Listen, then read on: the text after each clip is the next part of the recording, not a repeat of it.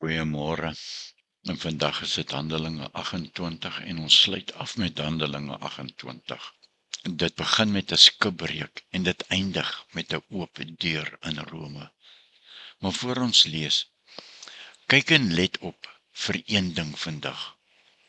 Kyk hoe God gewone mense, 'n eiland en selfs 'n slangbyt gebruik om Paulus by sy bestemming te kry.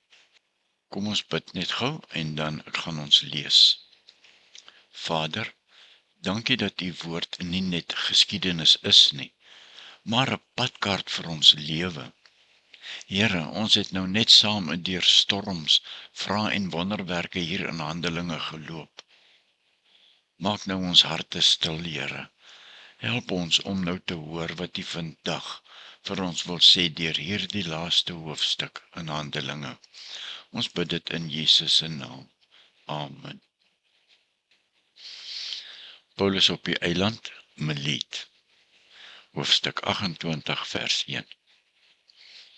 En eers toe ons gered was, het ons te wete gekom dat die eiland Milet genoem word. En die inboorlinge het ons buitengewone mensliewendheid bewys, want hulle het 'n groot vuur aangesteek en ons almal daarby gebring, weens die reën wat gedreig het en weens die koue. En Paulus het 'n klomp droëhout bymekaar gemaak en op die vuur gesit. En 'n adder het weens die hitte uitgekom en aan sy hand vasgebyt.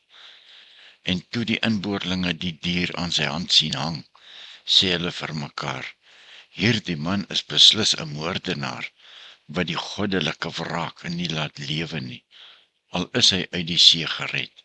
Maar hy het die dier in die vuur afgeskit en geen kwaad gelei nie. En hulle het verwag dat hy sou opswel of skielik dood neerval. Maar toe hulle lank genoeg gewag en gesien het, dat niks besonders met hom gebeur nie, het hulle van gedagte verander, en gesê, dat hy 'n god was. Vers 7. Nou het die hoof van die eiland, wie sy naam Publius was, in die omgewing van daardie plek 'n stuk grond gehad, en hy het ons ontvang en 3 dae lank vriendelik geherberg. En die vader van Publius het siek gelê aan koors en buikloop, en Paulus het ingegaan na hom toe, en nadat hy gebid het, om die hande opgelê en hom gesond gemaak. En hierna het ook die ander wat siektes gehad het op die eiland, na hom gekom en is genees. En hulle het ons ook baie eerbewyse betoon. En toe ons sou afvaar, ons van die nodige voorsien. En na 3 maande het ons afgevaar in 'n skip van Alexandrië met die skeepsmerk Castor en Pollux, wat op die eiland oorwinter het. En ons het by Syracuse gekom en daar 3 dae gebly. Daarvandaan het ons omgeseil en by Rhegium aangekom, en 1 dag later het die suidewind opgekom, en op die 2de het ons Puteoli bereik, waar ons broeders gevind het, wat ons gevra het om 7 dae by hulle te bly. Vers 13, daarvandaan het ons omgeseil en by Rhegium aangekom, en 1 dag later het die suidewind opgekom, en op die 2de het ons Puteoli toe bereik, waar ons broeders gevind het, wat ons gevra het om 7 dae by hulle te bly, en so het ons na Rome gegaan. En die broeders wat van ons lotgevalle gehoor het ons daarvandaan tegemoet gekom tot by die Appiusmark en die 3 herberge. En toe Paulus hulle sien, het hy God gedank en moed gevat. En nadat ons in Rome gekom het die hoofman oor 100 die gevangenes oorgelewer aan die bevelhebber van die leer. Maar aan Paulus is dit vergun om op sy eie te woon met die soldaat wat hom moes oppas. En na 3 dae het Paulus die vernaamste Jode saamgeroep, en nadat hulle vergader het, vir hulle gesê, broeders, alhoewel ek niks gedoen het teen die volk of teen die voorvaderlike sedes nie, is ek uit Jerusalem as gevangene oorgelewer in die hande van die Romeine. Hulle het my ondersoek en wou my loslaat, omdat daar in my niks was wat die dood verdien het nie. Maar toe die Jode daarteen opkom, was ek verplig om my op die keiser te beroep. Nie asof ek iets het om my volk van te beskuldig nie. Om hierdie rede dan het ek versoek om u te sien en toe te spreek, want dit is oor die hoop van Israel, dat ek met hierdie ketting geboei is. En hulle het vir hom gesê, ons het geen briewe oor u van Judea ontvang nie. Ook het niemand van die broeders hier aangekom en iets slegs van u berig of gepraat nie. Maar ons verlang om van u te hoor wat u dink. Want wat hierdie sekte betref, is dit ons bekend dat oral daarteen gespreek word. En hulle het vir hom 'n dag bepaal en baie het na hom in sy verblyfplek gekom. En in 'n kragtige getuienis het hy vir hulle die koninkryk van God uitgelê. En van die môre vroeg tot die aand toe, het hy uit die wet van Moses en uit die profete hulle probeer oortuig aangaande Jesus. En sommige het geglo wat gesê is, maar ander het ongelowig gebly.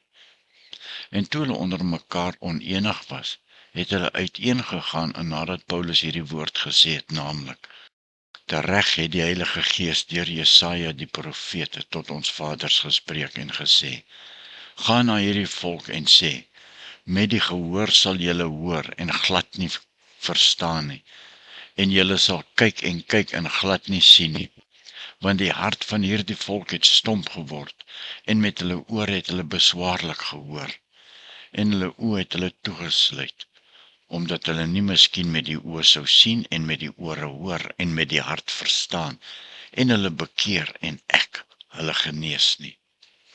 Laat dit dan aan julle bekend wees dat die heil van God aan die heidene gestuur is, en hulle sal luister. En toe hy dit gesê het, het die Jode onder groot woordestryd met mekaar weggegaan. En Paulus het 2 volle jare in sy eie gehuurde huis gebly, en almal ontvang wat na hom gekom het, terwyl hy die koninkryk van God gepreek en onderrig gegee het aangaande die Here Jesus Christus, met volle vrymoedigheid, sonder enige verhindering, tot sover. En hiermee sluit ons handelinge af. En môre sal ons vervolg met die wonderlike brief aan Romeine. Nou ja, net nog 'n laaste gedagte vir Handelinge, né? Wat het jou die meeste getref daar op Malta, dan vers 1 tot 10? Die gasvryheid, die slang of die genesings? Dink 'n bietjie daaroor. En kom ons sluit af. Onse Vader, dankie vir elke storm en elke veilige hawe wat ons in Handelinge saam gesien en beleef het. Dankie vir Malta, vir mense wat vuur maak vir vreemdelinge om hulle warm te maak. Maak ons ook so gasvry, Here, daar waar ons bly in ons eie huise. Dankie vir Rome, dat u woord nie in kettinge gebind kan word nie. Gee ons dieselfde vrymoedigheid om te praat, selfs as ons moeg of onseker voel. Vader, ek vra u seën op elkeen in hierdie Bybelleeskring wat hierdie woorde saam met ons gelees het. Draai ons huise toe in vrede, Here, en laat ons, wat ons hier geleer het, nie hier laat bly nie, maar saam met ons uitgaan. In die naam van Jesus, ons Verlosser. Amen.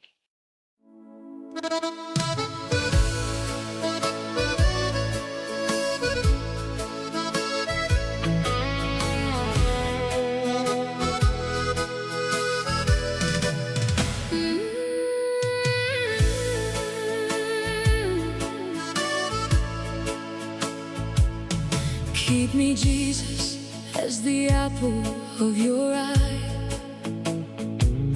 Hide me under the shadow of your wings. When storm clouds gather and fills the sky, you hear me when I cry out to you.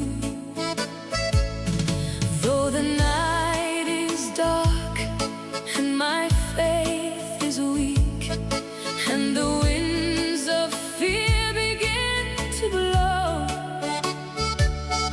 in the storm, Lord, it's you I'll always seek.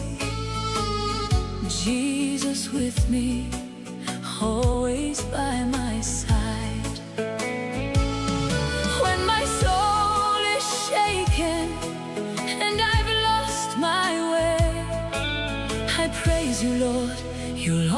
always make a way. Keep my soul till the storm rolls away. Hold me close through the darkest of day. I find rest in your shelter of grace, safe within your sweet embrace. When you're near me, all fear is gone. Through the night, you light my way. I will sing of your wonderful grace. Keep me safe till the storm rolls away.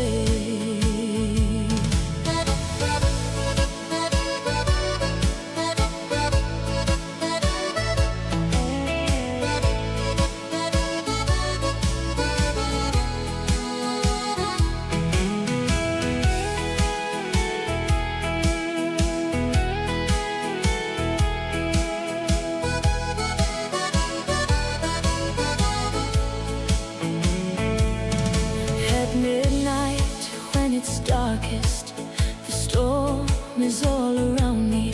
I wanna hide, but can't find shelter. Then I hear your sweet voice. Come, my child, find rest in me. Through the chaos and the fear, Jesus, I know that you're always near. You're my refuge and my hiding place. When my soul is shaken and I've lost my way, thank you, Jesus, I'm the apple of